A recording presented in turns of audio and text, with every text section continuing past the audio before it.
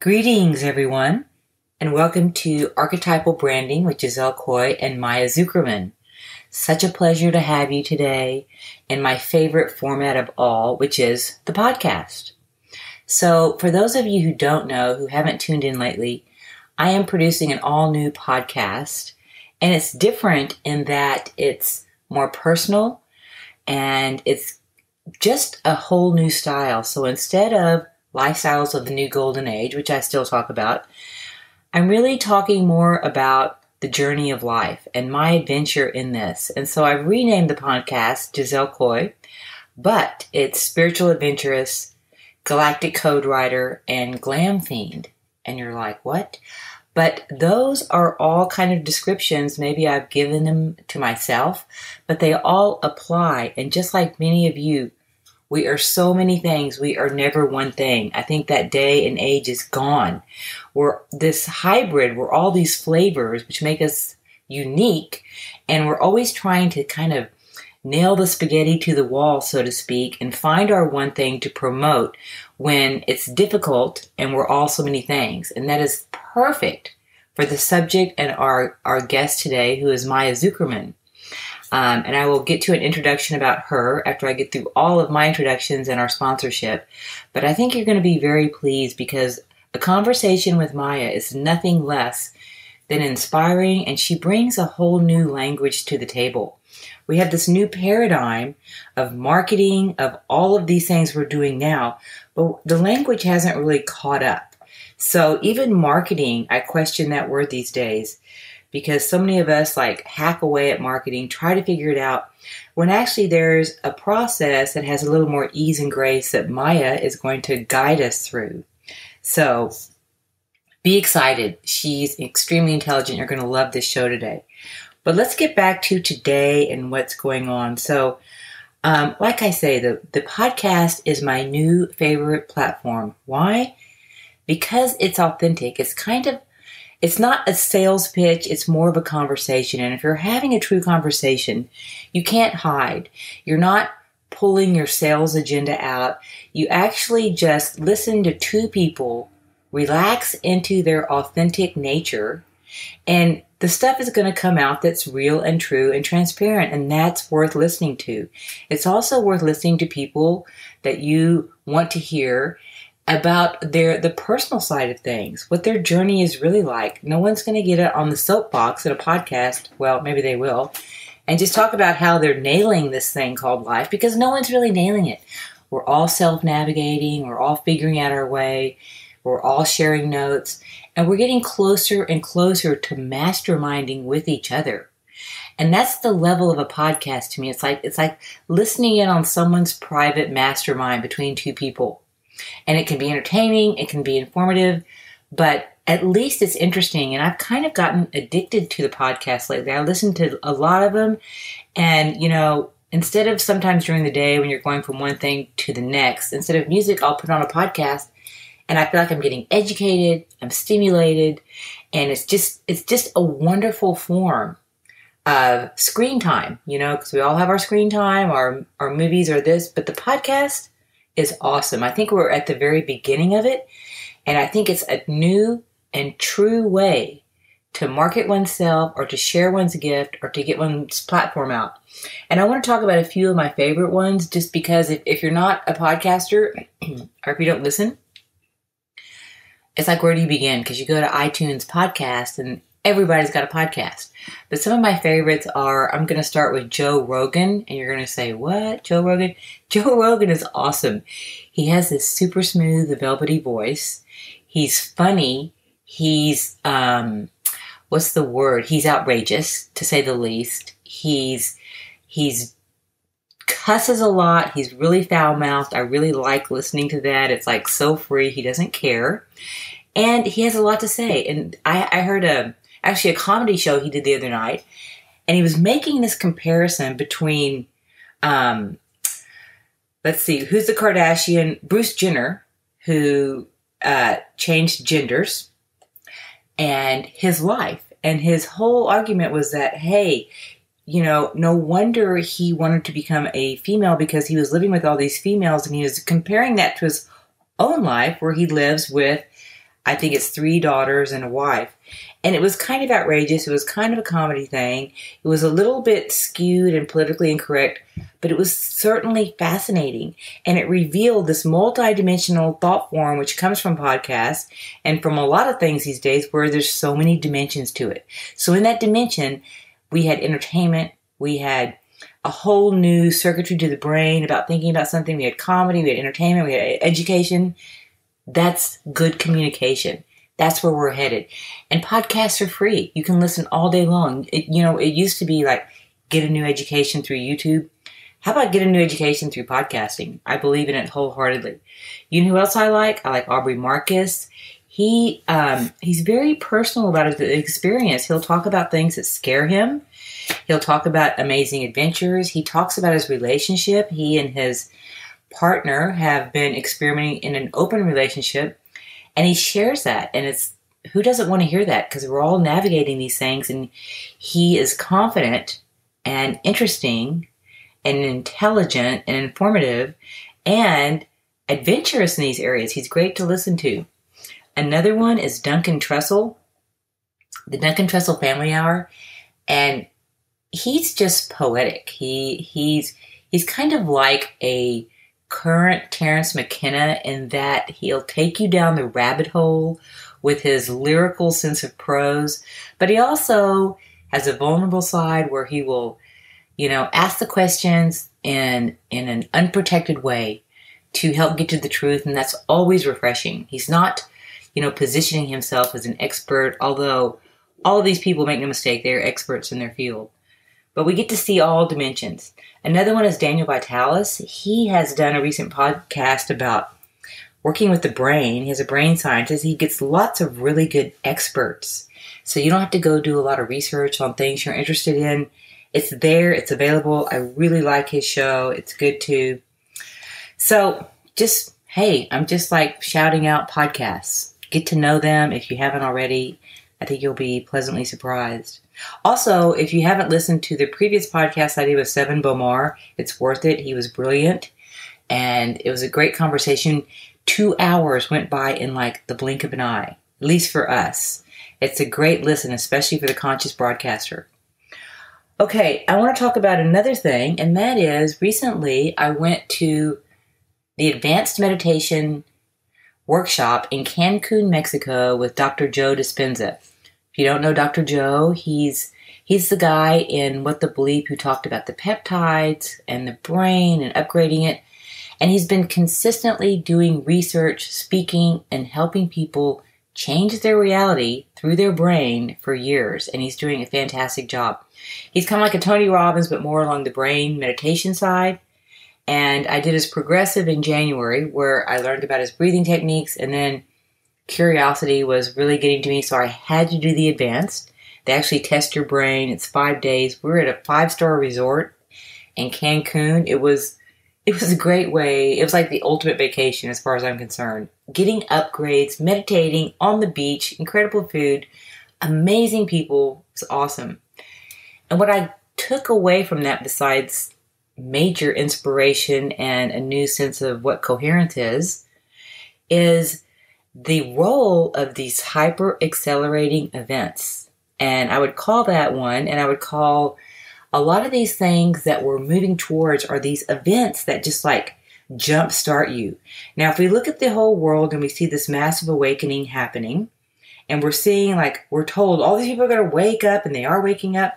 Well, what's the methodology of how are they going to wake up? Is each person going to go research? They don't have time to meditate for 20 years. But there are these things called the hyper accelerating event that can catapult massive amounts of people into higher vibrational states. I am so down with this. So I was there getting my upgrades with Dr. Joe Dispenza, and a friend of mine simultaneously was at a Tony Robbins. And I'm going to be honest, Tony Robbins has always been on my bucket list. I just think he's amazing. I personally think he's John the Baptist reincarnated. And he's doing a great job of having hyper-accelerating events.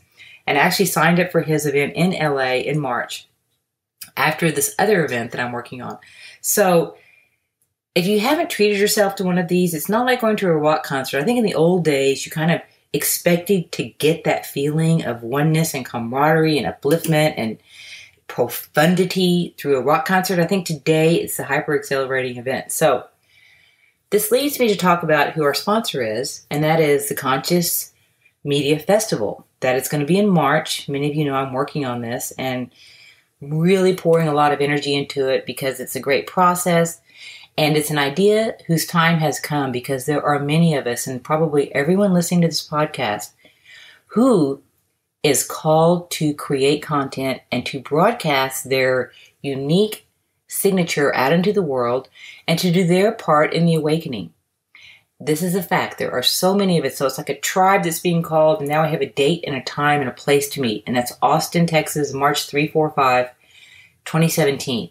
If you have not signed up, please go to the website, consciousmediafestival.com, and at least sign up to get the emails, check out the social media, and you may be called to attend. It's going to be a happening. We have amazing speakers. Maya Zuckerman is one, and check it out. I think this is going to be one of those hyper niche, hyper accelerating events because not everyone is called. We're not appealing to everyone with this festival. It's not like the giant music festival. This is hyper niche marketing for those people who are really called to do this, who want a quick upgrade. They want to figure out the technology. They want to get the confirmation about what they're doing. They want to meet other people that inspire them and take a quantum jump to next level. So if that's you, this event is for you. And you're going to want to do the 3 days because there's a party, there's workshops, it's just going to be amazing. So I want to invite everyone to check that out. So that covers our sponsor. We can move on to what we're here to do, and that is our Maya conversation. So let me introduce her real quick in case you're not familiar. I met her at the Illuminate Film Festival in Sedona, which was an amazing event. I was so stimulated by all the people I met. It's like a conscious broadcaster event, except it's for people who make films. So it was incredible. Anyway, she did a talk on archetypal branding, which is what we'll talk about today. And the thing that I was so enamored with was she seems to have carved a new path in relating to this thing called marketing and branding. And it's fresh and it's new and it's organic. It's not learning this stuff that makes you sell things. It's not learning these unnatural ways to get your way out, to get your name out, to do any of that. It's like just basically taking your essence, radiating it out in an organized way and in a well thought out way that makes sense. And it does make sense. So I worked with her for a little while on a project for myself, and I learned so much. It's like a process of discovery with Maya. I had the privilege of working with her, and she takes you through, the process of getting to know yourself, and then she breaks it down, and then that fractals out into a million different aspects of what you can do to follow this path and keep going down this road on yourself. So I'm still unraveling a lot of the things that Maya and I talked about, and because she's a wealth of information and she has a lot to share, and she will open your mind to what all is out there. Her talk is about, and her platform is about transmedia producing, and I call that multi-platform producing, which we'll talk about. She's a story architect and a culture hacker, and she is definitely someone to address this emerging market of the conscious broadcaster, because it's about refinement of your message, standing in it, and broadcasting that. So it's a perfect fit. It's a perfect fit. And so at this moment, I would like to bring Maya on and say hello to her. Hi, how are you? I'm great. How are you doing? Great, thank you. Thanks for joining us. I'm going to dive right in because I know that's how you like to roll, Maya. So here we go. Yes. Yeah, and listen, I want to tell you, I'm really excited that you'll be at the Conscious Media Festival. We already have people asking questions about what you're going to be talking about, so you're in demand. Oh, great! Thank you. Excited to be there. Yeah. So I'm going to start with, I like this concept of moving, as we ourselves are moving out of the old paradigm into the new paradigm. How does that apply specifically to marketing? How do we get out of the old paradigm marketing and move into what serves us better? Well, the old paradigm of marketing, very kind of cut and dry. The Edward Bernays, who was the nephew of Freud, marketing was the inadequacy marketing, right? The marketing that would tell you something's wrong with you. Here's our product to fix it. I mean, and one of the earlier things was Listerine. Look at her; she was never going to get married because her breath is bad. Here's our product, and then she can get married. I mean, it's so talks to our fears, talks to our inadequacy. It's empowering humans. And if you look at the state of the world, that story has worked so well that we're actually in an event, in an epoch, which is called by scientists the Anthropocene, which is man-made problems, because of a lot of this consumer and lack mentality of like we're inadequate, we're not empowered human beings. And, yes, we have a lot of the challenges, a lot of issues, but also one of the biggest things that I've kind of seen the pattern emerge is we need new stories. We don't have a story for these times because we've never been a global community. This is the first time in our history that we're a global community. And then there's all these changes happening so rapidly. So how do you find the sense of self within this much broader epoch that is happening all around us? And, and I'm really talking from grounded, this is what's happening. No pseudoscience, no nothing, just really the reality of what we're facing and challenges and the reality of what marketing has been. And it still works, right? That marketing, that old narratives are still working on some. And I'm not going to talk anything about politics, but if you actually kind of just dissect what just happened, that is the old story done in a very, very old way that still works. Because why? People are disempowered. And where people are disempowered, old narratives work on them. So that's kind of like the kind of bigger, broader conversation. Sorry, did you want to ask something? I like your answer about how did we get here as far as the new paradigm is really moving out of the fear consciousness. And that's kind of the blanket statement. I totally agree with that. How do you think we got to this place where we are marketing and everything in our entire culture is fear-based? Well, again, it's the narrative of us versus them. It's the hero's journey in a level that has just, perpetuated itself everywhere. And the hero's journey, we have to, look back at where its origins are from.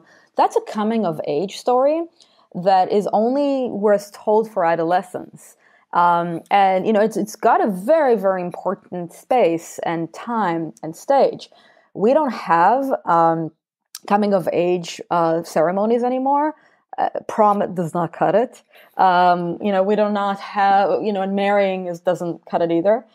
We don't have these initiations into maturity and into bringing back into the village. And, I think the issue with the hero's journey is it stops when the hero comes back to the village. But there's a whole story there that has never been really told and never been really focused on. The other issue of the hero's journey is that it really works on the, not my invention, but the conversation around the drama triangle, where the hero plays a part within a conversation or between a tension that's between the victim, the persecutor, and the hero-savior modality. So the hero always saves, but there's also always going to be somebody that's persecuted and always somebody that's, is a persecutor. So it's this drama triangle that keeps us very much in that dynamic and never lets us grow beyond it. And all marketing is that. Do you want to be a hero? Do this. Do you want to be, do you want the strongest, most manly car? Buy this. Do you want to, are you a victim of? Buy this, So it's never been anything empowering. And that's actually kind of scary. If you actually kind of break it down and kind of do the kind of 42,000 feet overview of the story, you just see it everywhere. Well, even bigger than that, what I see is besides nothing, we have nothing beyond when the hero comes back to the village, what happens then. I mean, even bigger, take the altitude that you're at right here. We don't even have the equipment to prepare ourselves or to deal with or to live in abundance, prosperity, things turning out good, things being happy, things being wonderful. That's like a whole new paradigm shift right there to retrain the Mm-hmm. brain and the current state of affairs to live in an optimized, happy, satisfied, prospering, flourishing environment. That's Yeah. above everything. And I think for us, it's an instinct thing. If we actually look at our evolution, we evolved pretty quickly from kind of the almost extinct humanoids that we were into the most thriving species, or I don't know if it's called thriving, but the most popular species on Earth, besides some insects and viruses, right? Mhm. We didn't have, and we're also not predators. I mean, let's leave the drama triangle. That's a story, but true predators, and this is not my idea. This is from a book called *Sapiens* by Yuval Harari, a good anthropological book.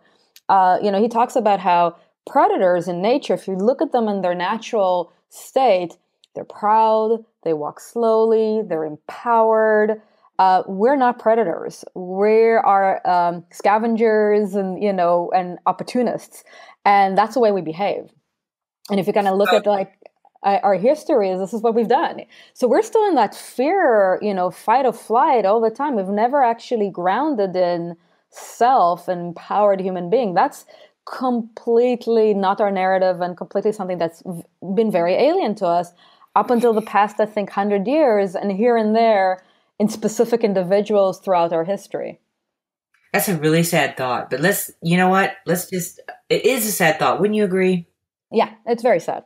Okay, we're going to Uh, move beyond because what we're doing is it is sad, but listen, what I like about your work is, all right, going back to the human story and yeah. looking at the archetypes, that's encouraging to me.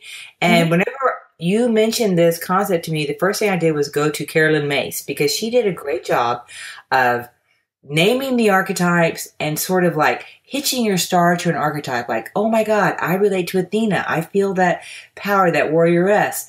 And then kind of like reshaped my reality, reframed my version of myself, and helped Mhm. me move forward. And I think this is a lot of what your work does. It kind of it gives us a way out of that sad scenario. Exactly, and it's something that here's the positive. The sad scenario is a very early stage developmental scenario. It's when we learn to deal with ourselves, we also have to learn to deal with our dark side and our light side, right? That's like all those films like Star Wars, Lord of the Rings, all of that. That's like the early developmental stage of a mature human being. The issue is we're never taught how to go beyond that. We're taught to grab our swords, but we're taught to go, and now that I've grabbed my swords, I'm empowered. How do I really bring that power and support my village? Like we've never had that kind of story. And we can use the archetype, we can use the hero's journey. It's important, but there needs to be a stage beyond. And we're missing that stage of maturity where we grow up and we drop our sword because we don't need it, because the sword is within, the power is within, and we don't need to yield power over somebody. We are power, and we walk on the earth with this empowered state, and then we support and we champion others. We don't battle them. That's something that has never been a story like this. No. Do you see anyone doing this successfully in the media these days that you think embodies this? They've grabbed their sword or they're wielding it correctly? Very few. Bernie Sanders. Ah, nice. Bernie Sanders is definitely, because I posted a video of him because he was just a couple of days ago. I don't remember where he was because he's everywhere right now. And there, the kids were, and the people were chanting Bernie, Bernie, Bernie, Bernie. And he's like, enough of that. Enough of that. I love you. It's mutual. We love each other. This is about love, not about hate, because this is where we come from. But it's not about me. It's about us. And I think that is the call. That is a call to arm about us, empowered us. Yeah, I mean, that is part of that. And I think that is a story that needs to happen much more. But it's happening with a lot of people now, especially in politics, but in other places. What's happening in North Dakota. Those are the stories that are coming up from reality. Mainstream media, not there yet. Really, really not there. Still very perpetuating the old narratives because they sell. And actually going back to older, more scary narratives, much more monsters, much more dystopian conversations than a positive story. And that's very, very dangerous. I agree. Interesting you talk about the mainstream media. I just happened to see right before I clicked on to get with you how Trump called a press conference today to, quote, let the media have it, unquote, because of the practices and way they were approaching things. And I don't know if that was for a more pro-truth platform or for a do it like I'm telling you to do it platform, because I didn't read the article. But the fact that the media is even being separated out as a voice that could be this or could be that and being called out, I thought that was a good sign. It is a good sign. I think one of the things, and I've been seeing it for years, is that the lack of discernment and the lack of understanding the different voices and the lack of search, and especially now with the filter bubbles and all that issue, is that people actually don't know how to discern truth from fiction anymore, which is extremely dangerous. And it's exactly what just happened. This is the last few years have helped with that. And the way we could do that is there is a traditional media that's been around, the newspaper model, the investigative journalism model that, by and large is pretty good if we give it the funding, the time to do it. It's people that are not just like voicing their opinion. They're actually using methods that have been developed for over centuries on how to investigate something, right? They're researchers, so we gotta be very mindful when we're facing with this new reality of media streams from everywhere. How do we discern? How do we learn that Joe Rogan is an opinion, Aubrey Marcus is an opinion, even though they do have, and we know that Joe Rogan is a comedian. So, what's his archetype? He's the jester, right? So there's some truth and some non-truth in his conversations. Yes. Aubrey Marcus is kind of a warrior archetype, right? But he's also knowledge from his world of marketing, and he's just sharing his opinions. So I think the thing is that because, especially younger people coming into this is their status quo. They don't have the kind of narrative arc of where media was before and where it is now to actually compare. And that's where the danger is, where they will listen to Aubrey Marcus and they might see something on CNN and they might see something on Fox News and they might see some guy on YouTube and they think it's basically the same and they all have the same right. They all have the same right for an opinion, but they don't all are, discerning with the information that they have. So that is where the danger is. I know you use the word post-truth media. Mm-hmm. What do you mean by that exactly? Can you define that in your terms? Well, it's not my nomenclature, but Stephen Colbert said it as truthiness, where this comes from cognitive dissonance and what's the other conversation? Confirmation bias, where people will agree with a news source, whether it's a credible or non-credible news source, because it works for their belief system, and they don't have the capacity of discernment to see other, not even opinions, but other theories, other ways of looking at it, unless it really fits their narrative. And that is extremely dangerous because, we're trying to empower people. This has actually disempowered people to actually make the right choices about what is happening on a global stage. Instead of having a more pluralistic, bigger thoughts, more, higher perspective humanity, we have a niche interest groups that are clinging to their own quote unquote truths, and are not okay to bring in any kind of other ideation. And that's very dangerous because that's how you actually get the marketers of every kind, special interest groups, politicians, whatever, to basically market to those people, to those niche groups, without them actually being able to discern truth from fiction anymore. Discernment is just a process of coming into maturity. I mean, how else does one come across this discernment? Well, you have to. It's not a process of maturity. There's there's also science versus non-science. And of course there is areas in between. There's also fringe science, which, you can't prove everything, but you can't disprove everything. And, you can be in the conversation of what if. But there's also the scientific methods. There have been institutes over hundreds of years that have created ways of doing it, ways of discerning. The thing is that because it's open season for every kind of idea, we're in a space where we're disempowered to know, is this person telling us the truth or not? What's his special interest groups? What's his narrative? Why is he doing or she doing that? And we're just getting it from an online digital space, where there were other channels, good or bad. I mean, good and bad for the past as well, to have gotten the information before.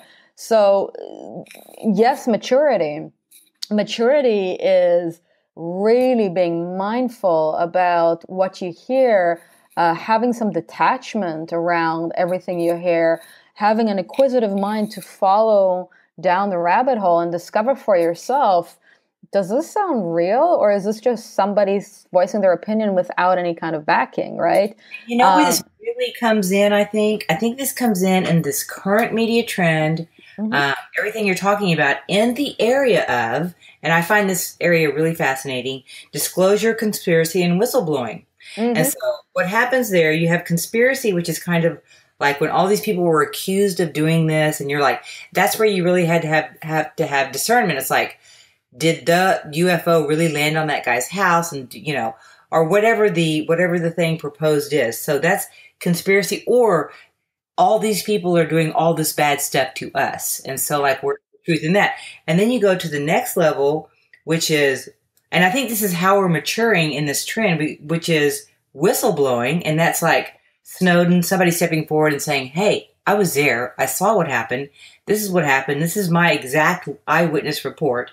But even there, you need some discernment. And then the next level, which I see everywhere, which I am really interested in, is disclosure. And to me, that means, okay, it's not conspiracy, so it's not based on what somebody thinks. It's not whistleblowing, which is like, can have an aggressive act to it and still needs discernment. It's disclosure. It's like, all right, this is known truth now. We are disclosing what really happened with this file, what really happened with these emails, what really happened. And I think as an entire community, global community, we're going to be seeing a lot more of this. And knowing the difference between these three things is really critical, because like you say, that can get really dangerous. Yeah. And it already has.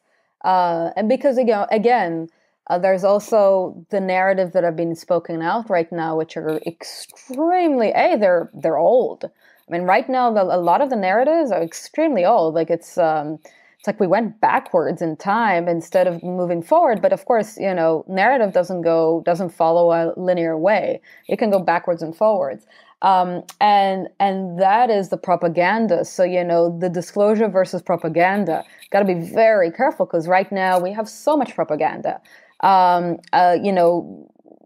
just gonna, like, from the very simple thing of most of the scientific community, and if anybody understands anything about the scientific community, to get a scientist to say 100% is impossible. There is no such thing as a scientist says, I'm 100% sure about this. Really? They don't work that way.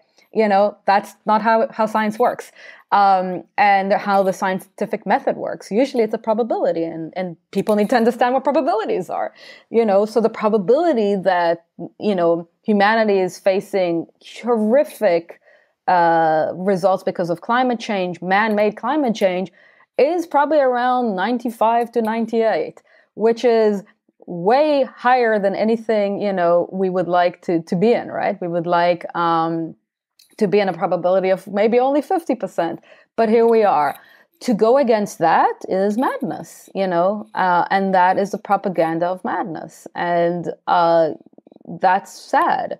So, that's my worry. That's my worry a lot with this. Yes, I understand. I like the way you frame everything as a narrative versus the story or the news or whatever. Yeah. That's excellent. I was having a conversation with Regina Meredith, and she was posing the question, is there any real journalism left these days. And if you look at that in relationship to who's the one who uses the word truthiness? Stephen Colbert. Yes. Okay. So when you look at that, is there really any real journalism these days? I guess I would have to say it would be disclosure. What do you think is the real journalism? There is still real journalism, and there are still people who really use it, use the craft and the scientific method of journalism or not scientific, but more the mechanism in a way that's objective and not subjective. I think that is true journalism, is reporting on what is, not what you think it is.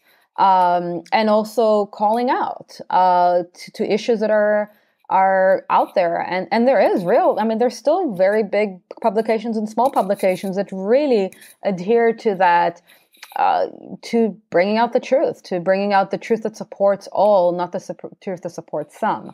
And the truth, and the hard truths. And actually, I think we're going to see a revival of that, because people actually got a big wake-up call to what fake news is creating in their lives. Some of them are just going to go completely disenchanted, and enfranchised. But others, as you can see from the numbers of people giving money to publications that have been more stable in not letting fake news come in, that really, really, and the way, again, discernment of a good journalist is, who are your sources? Do you have a track record of really looking at good resources and sources, bringing the scientific conversation, bringing more of a 360 approach versus, a lot of these fake news opinion, which is, again, the language is horrific. The trolling language is so, for your viewers, very low vibration. For your listeners, very low vibrations. It is part of that issue, is part of the, what I'm very, very afraid of, because when everybody's got a voice, almost nobody does. And we're all shouting. And that is, again, very low vibration, very old story, instead of holding back and crafting and taking your time and being very, very impeccable with what you put out there. And not perfect segue into what we're talking about today, and at the Conscious Media Festival, a grassroots movement, cultivating this conscious broadcaster, taking it back to the individual. And that could be an individual who has a massive global audience. It could be an individual with a small audience. But the anecdote for all that is everyone finding their extremely unique energetic signature and being truthful to that, and then broadcasting their flavor of what they're contributing to the awakening game in an authentic and real way. And that's what's open to all of us now. And I like your idea of, we have all these platforms now to do this. Yeah. And as transmedia producer, which you are, let's take the conversation now to the more the individual. And I want to start with talking about all of these, defining these different platforms that are available to this broadcaster. Well, there's so many. So I would actually go back to that individual person first. And instead of starting from the platforms, I would start with the self. And I think for every, especially with talking about conscious media producers and creators, know thyself. Who are you? What's your purpose? What's your big why in the world? And then work from there. Then how do you bring your message out to the world? Is it a speaking engagement? Is it videos? Is it spoken word? Is it podcasts? Is it art, film? What is it that really, really calls you to do? And then what would be, a central, bigger message, like a central piece where a lot of these things will happen. Like, for you, Giselle, for instance, the Conscious Media Festival is kind of a cornerstone event that's going to happen in the next few months, right? That's a lot of the energy is going to go there. Where this podcast is an ancillary storyline for that story. Your website is the same, your Facebook things, or everything is supporting this bigger vision, which you will also, after the big event, will catapult into something else, right? Might emerge into something else. So, yes, we have all these platforms, but we got to choose the right platform for the right message and the right message for the right platform. Otherwise, our message is all over the place, and we're already all over the place. So how do we already over the place? That's what, I was going to say this. It's like, we are constantly evolving. And so I may do a branding session with you and say, okay, I know exactly what I am and where I'm going. And the next day I'm like, oh no, I'm this. It's like, it's like herding cats and catching a moving target. Yeah. What's your advice on that? Well, because, yes, and the and is know thyself. You go back to knowing thyself and actually understanding what's that big gift you bring to the world. And that's the purpose. And within purpose could be different things you can do. And I think that's the big thing, knowing your purpose in the world, and what you want to do, and, what brings you joy, and, follow your bliss, all of that, but also what will make you money at the end of the day, because we all have to pay our rents and our mortgages and get food and all of that. So I think that kind of, the branding conversation is a moving target, but at some point you got to also settle. I mean, or it's not even settle. This is my brand for now.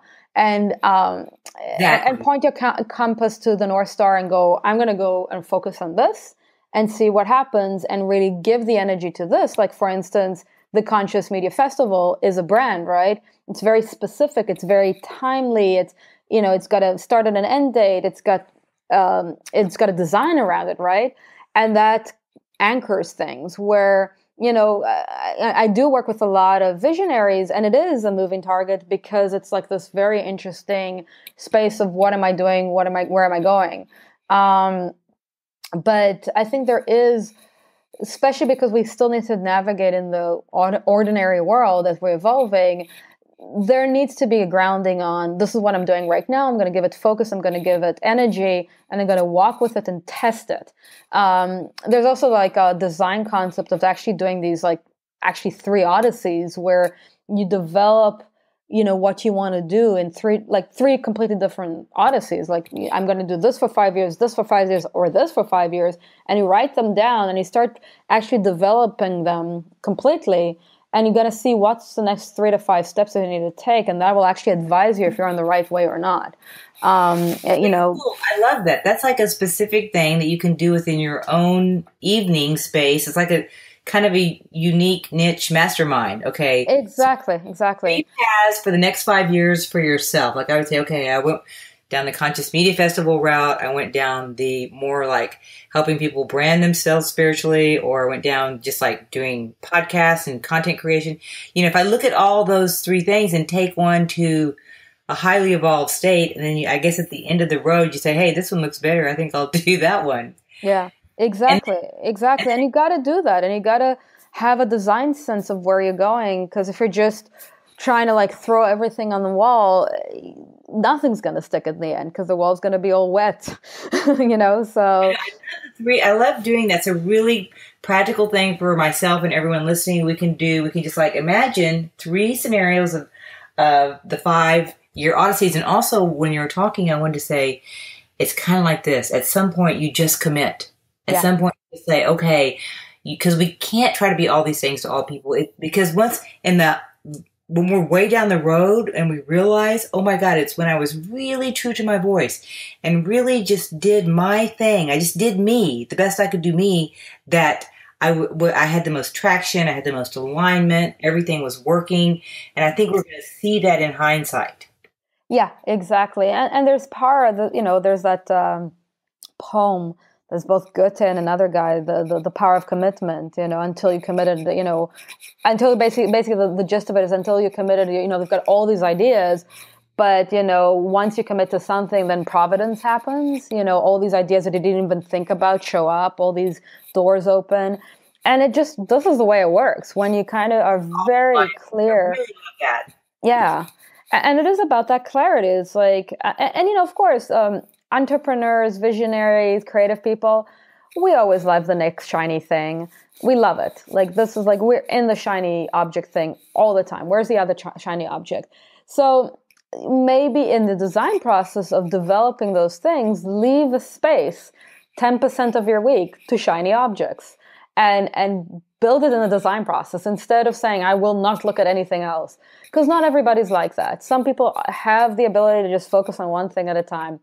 Very creative people do not. So, if you're developing your job, your next career level, whatever, 90% on it, then 10% on passion projects. So you keep that flame going for other things.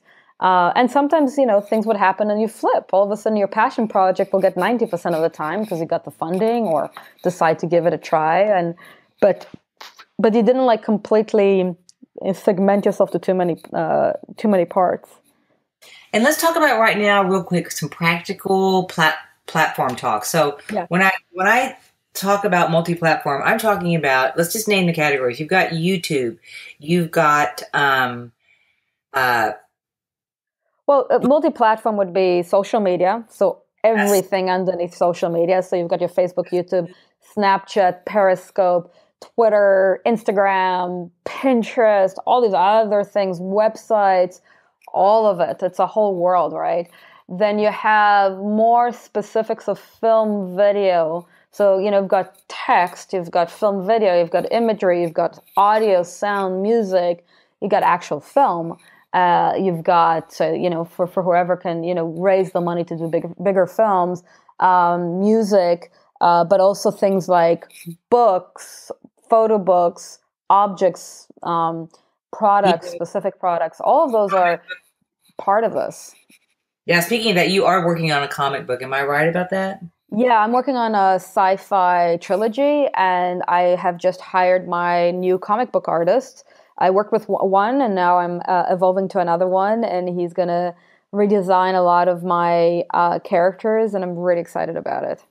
That's so exciting because I think a big point here that I really want to stress, it's like, out of all these platforms, find the one that just kind of turns you on the most. And it may be not what you think. And I was thinking of this specific example, besides you doing a comic book, which is really out of the box. What about, the guy on YouTube, his name is Sears, and he makes a joke of spirituality. Oh, he's awesome. I met him, yeah. He's so awesome. And you know what's interesting? It's like, wait, how can that be awakening people when I'm just making fun of spiritual people? But you know what it does? When you watch that, I've noticed myself, I get really on point and look at my own impeccability. Like, I do kind of, every aspect that may be phony with you, that may be posturing or whatever, it is reflected to you in his comedy. And who would have thought a comedy, somebody's making fun of that would be such an awakener? Isn't that incredible? Yeah. Yeah. I mean, I love him. I just saw him. I was at a festival called Symbiosis, and he was part of a mocking panel for the flat earth people, and totally mockery, because it's this conversation where flat earth all of a sudden has a conversation around it, and it's dangerous, right? So how do we deal with that? So we make jokes at it, because because unless you joke, you try to reason with people, you try to show them the fact, because we're in a post-truth space. People are like, oh, but those are smarty pants academics, which is actually kind of funny, because smarty pants academics are the most people who are don't have confidence, because they're never sure about anything, because they're in the scientific method. So, if they're saying they're sure, you got to listen to them. And there's so many of them, and the way they work is not about their own personal opinion. It really is about the scientific method and adhering to a higher conversation. So what I loved about JP Pierce there he was just so brilliant, to the point that somebody asked him a question, and he said, well, I acknowledge your question, which is, something very spiritual people are supposed to say, but let's talk about me. and it was just so brilliant. It was so, breaking the kind of, spiritual people are always about everybody else. It's actually, for me, I love him. I think he really helps me exactly see where my shadows are, see where I'm not impeccable. So I love him. I think he's great. If you're listening, why don't you come to the Conscious Media Festival and do a mock panel? Is that what you called it? A mock panel. A mock panel? I think that's awesome. That is awesome. Yeah, I'm going to invite him to come. Yeah, good idea. Invite him. Yeah, because I think it is really about that. It's like, you got to laugh at it sometimes, because some of the people are so serious about that with no groundedness. And, and it's, again, the reason I'm kind of really sounding the alarm is because of where we are at our time in the world right now, where things that are so dangerous are happening on a global scale because of exactly that. So we got to be impeccable with our news sources, impeccable with discernment. We really need to kind of step up and go, well, you know what? I hear what you're saying. It's a great idea. You've got a great, or this is a great opinion. I need to do my own research but really do my research. Go to the academia, go to the universities, and then listen to more alternative news sources as well, and form an opinion, yes, but also listen to people that this is their work. So I think that's part of what's happening is people are dismissing people that's their life work because they have an opinion. So just a little thing about talking about the comic book. I want to come back to platforms. Is that actually what I'm writing is a sci-fi multi-platform story world. So I've developed the ideation for everything, and then I chose the most doable platform, and also something that I can, if I need to, fund out of my own pocket and then grow and hopefully attract more bigger funding. And that's a comic book because just for a couple $1,000s, I can make it happen. Versus if I wanted to do an animated series or a virtual reality experience, all of that, nothing comes for under $150,000 to a few $1,000,000, right? So It's also like, what is doable? Like, be smart about it. I see a lot of people kind of fall into let's do a film. Even a documentary will cost you $250,000 to produce right. I mean, you can do it on the cheap, and it will look like that. And if you really want to create something that's really good, you do have to pay, or you start with a smaller, what we call in Silicon Valley, the minimum viable product. Like, what's the smallest thing you can do that still adheres to your message, adheres to what you want to bring to the world, but is already out there, and then you iterate and you prototype and you grow from there. Instead of like doing, I'm only making a film and nothing else matters, because that's, some people do, but it's not an easy path. And especially documentary films don't make a lot of money. I mean, there's some outliers, but they don't make a lot of money. I've always been one I get an idea and I jump in and maybe don't do my research about what it's going to cost. It's like I'm just so emblazoned with an idea. I will just plod forward. And I think that happens with other creative people who are creating content. But I like what you're saying about tempering this idea. So what you did was you didn't compromise your idea about your sci-fi trilogy. Mm-hmm. You just found a way to sort of, step it out. So you've got this version, which is going to have all the seeds and the juice of the story, but it's like a storyboard. So a comic book is actually like a storyboard. I just realized. Yeah, exactly. And then you develop the world, but it doesn't cost you so much to develop, visual effects and all of that. It's more traditional. And when you're done, you have a product. And, I'm hoping that by the event, I might have a couple of previews to show and share, or at least some panels. But that's what I'm striving for. And that's exactly it. It's like, what is your minimum viable product? Get it out there. Get it in the hands of people. I already have, not a lot, but I have fans for my story worlds. And now they're going to get an upgrade because all my characters are going to be upgraded. So there's this iteration, and that's part of the process. Even if you look at your favorite cartoons over time, or even your favorite, comedians and all that. Not everybody starts fresh, being as brilliant as Jon Stewart. It takes years, right, to master that. Homer Simpson looked differently in the beginning. Mickey Mouse was completely different to what we see today. So that's awesome. Yes. Yeah. So, I mean, it's okay. I mean, have you ever seen the first Apple logo? Did you know what it looked like? No. It was horrible. It was a sketch of Newton with an apple next to him. Looked like old lithograph sketch. Seriously. Yeah. That was yeah. It took a long time to move from that to the very simple Apple logo that we have today. But I think there also it's always you're trying to find that sweet spot between presentation does matter. You can't just throw stuff out there, but you also have to present at what level you can present at. So that's kind of a tricky road right there. Yeah, exactly. Yeah. Yeah, but I do also like if it's a good idea, it's going to carry. And also, it's okay to let your audience and the world see your process as well. Exactly.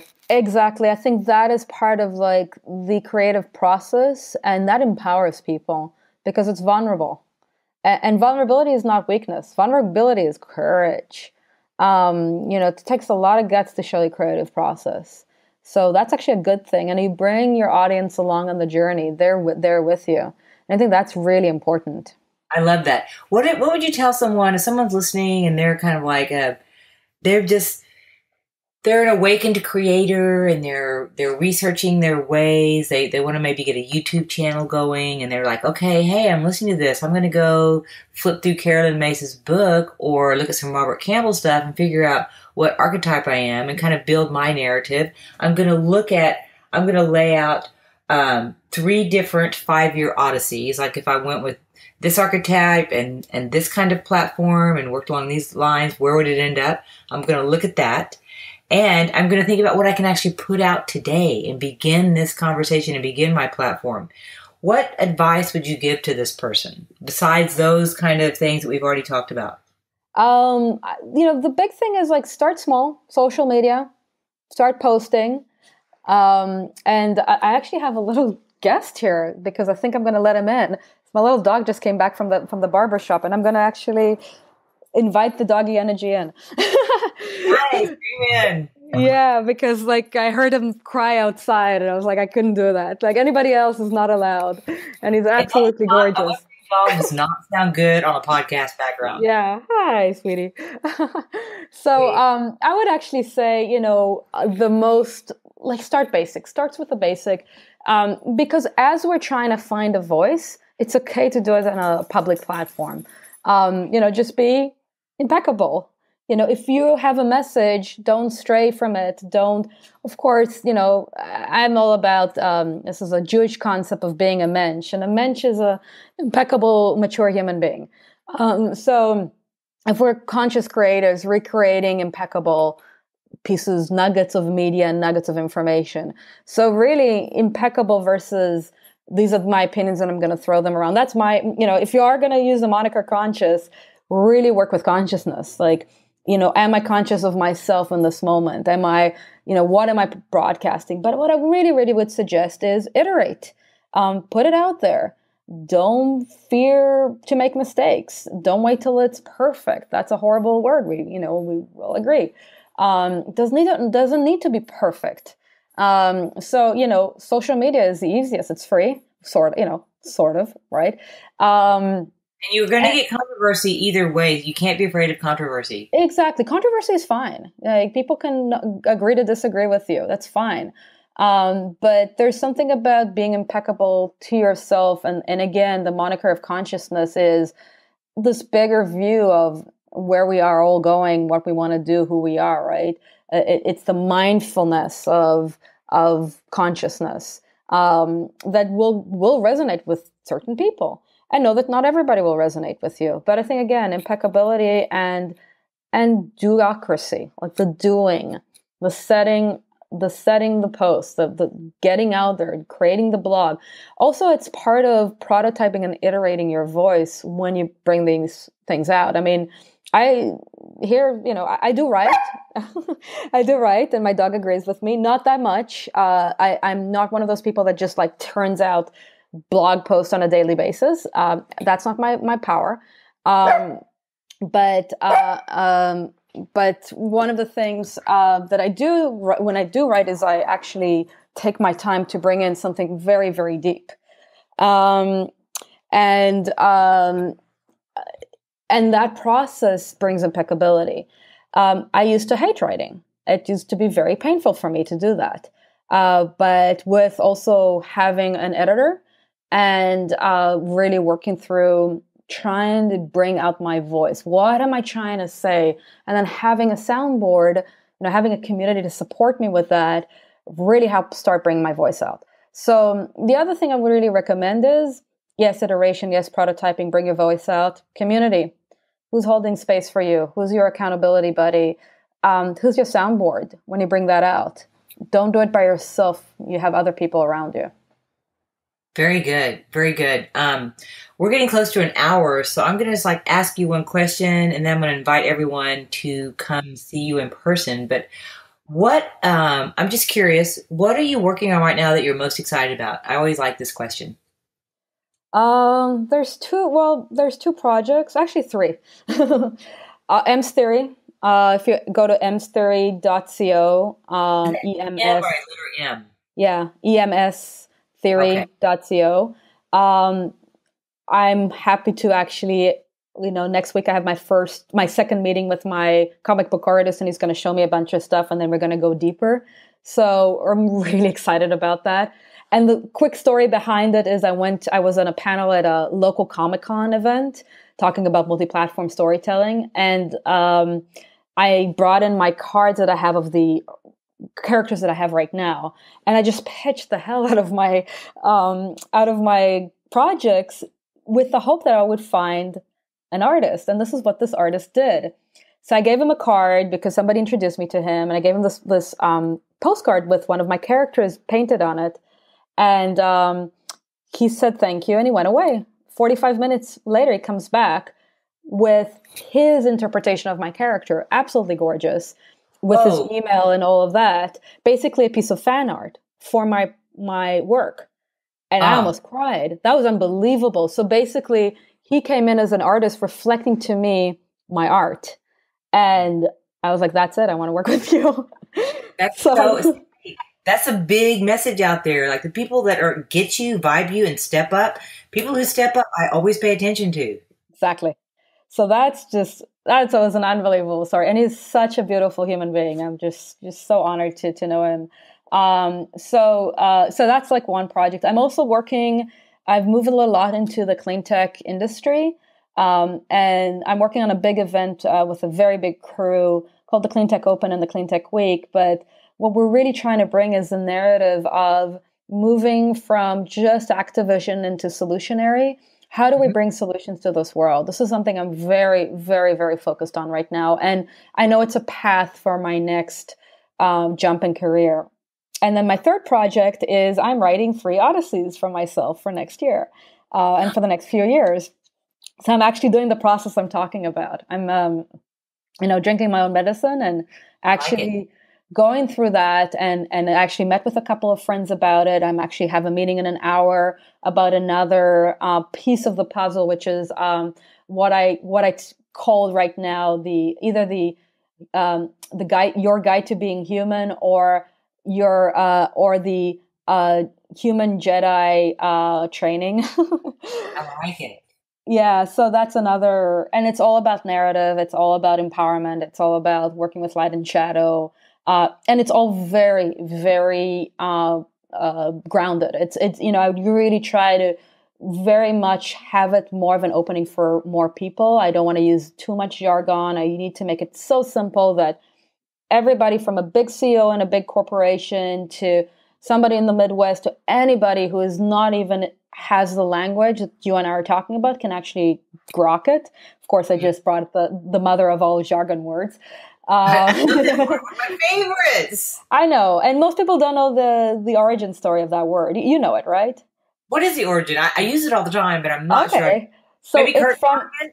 Is grok, that right? yeah, some grok, grok. So grok actually is a word from the book from 1961 or 62 of Robert Heinlein. It's a science fiction book called A Stranger in a Strange Land, about the man from Mars that comes to Earth, and how Mars people are very, very different to Earth people. They're much more about love, and because they don't have a lot of water, that drinking water with another person is like one of the most spiritual thing you can do together. And grokking comes from the idea that when you grok somebody, you understand them beyond the intellectual level. You understand that person or that idea through and through all your DNA cells. That's what grokking is. That's Really beautiful. yes. I Yeah, think we should have grok ceremonies and get grokked together. exactly. I'm looking for a grokker. Anyway, I'm a so grokker, right? grokker. So with that, Maya, I'm going to close our podcast. I want to thank you so much, and I look Too. forward to continuing this conversation and doing a lot more at your incredible presentation that you're bringing. Bring all your projects, bring yourself. We're going to have a great time. And thank you, everyone, for listening. Thank you.